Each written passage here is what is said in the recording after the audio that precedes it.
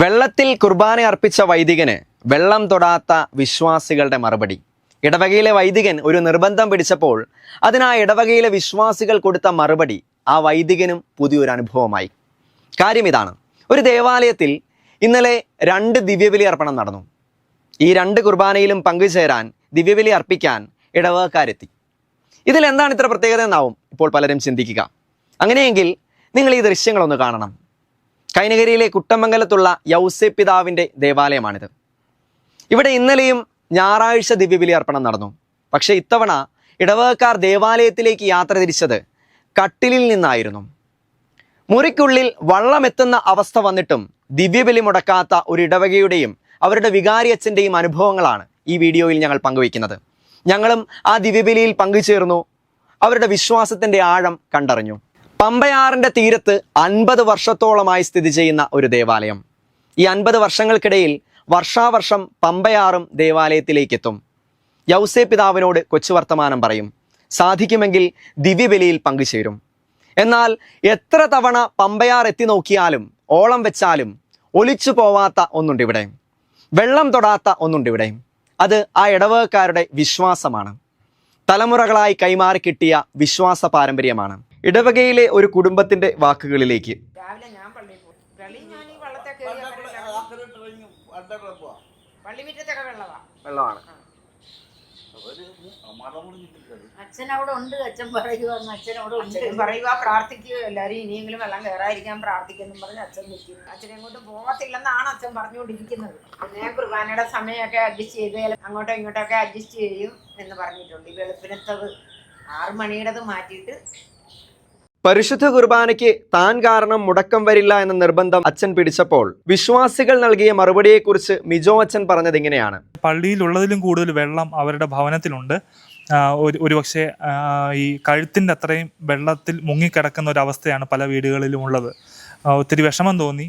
അപ്പം ഞാനിവിടെ ജീവിക്കുമ്പം ഈ കാൽപാദം മാത്രം മുങ്ങി നിൽക്കുന്ന അവസരത്തിൽ പോലും എൻ്റെ ഇടവജനങ്ങൾ വീടുകളിൽ ഒത്തിരി ദുരിതം അനുഭവിക്കുന്ന ഈ സാഹചര്യത്തിൽ അവരുടെ വിശ്വാസം അങ്ങേയറ്റം കാണാനും തിരിച്ചറിയാനും അനുഭവിക്കാനും എനിക്ക് ഇന്നത്തെ ദിവസം സാധിച്ചു എന്നുള്ളത് ഒത്തിരി സന്തോഷം നൽകുന്ന കാര്യമാണ്.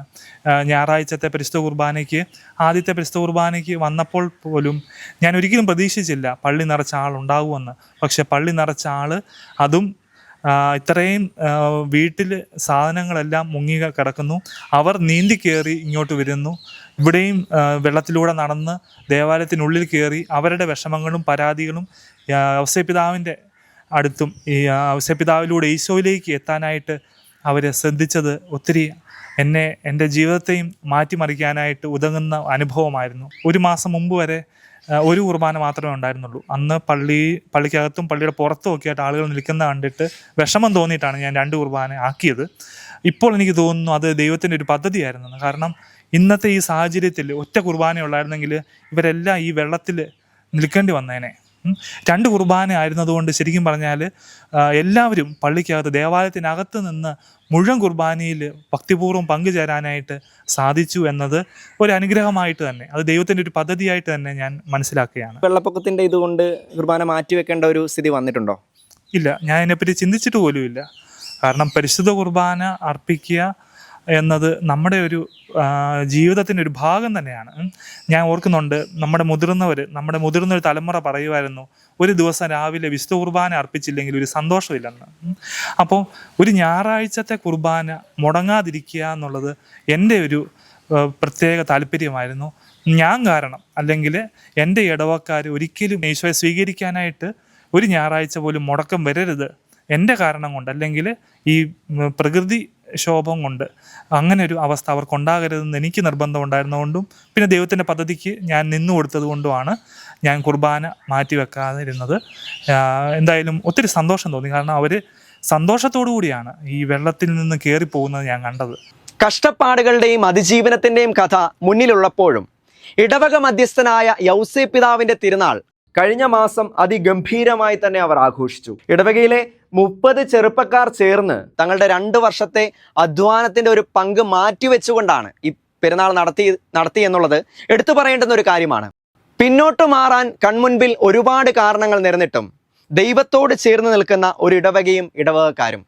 അതുപോലെ കുട്ടനാട്ടിൽ മടവീഴ്ച മൂലം ദുരിതം അനുഭവിക്കുന്നവരുടെ അതിജീവനത്തിന്റെ കാഴ്ച കൂടിയാണിത്. നമ്മൾ അവരുടെ കുട്ടനാട്ടിലുള്ളവരുടെ അവസ്ഥയെക്കുറിച്ച് വിശദമായ ഒരു വീഡിയോ പുറത്തുവിടും. കാരണം മഴ മാറിയെങ്കിലും വീട്ടിൽ നിന്നും വെള്ളമൊഴിയാത്ത അനേകം കുടുംബങ്ങൾ ഇപ്പോഴും അവിടെ ജീവിക്കുന്നു. ഈ അവസ്ഥയിലും തങ്ങളുടെ വിശ്വാസങ്ങളും പാരമ്പര്യങ്ങളും കൈവിടാതെ സൂക്ഷിക്കുന്ന കുട്ടമംഗലം സെയിൻറ് ജോസഫ് ദേവാലയത്തിനും അവരോടൊപ്പം അവരിൽ ഒരാളായുള്ള മിജോ അച്ഛനും MJ TV യുടെ പ്രാർത്ഥനാശംസകൾ. ദൈവം സഹായിക്കട്ടെ. ദൈവത്തിന് സ്തുതി.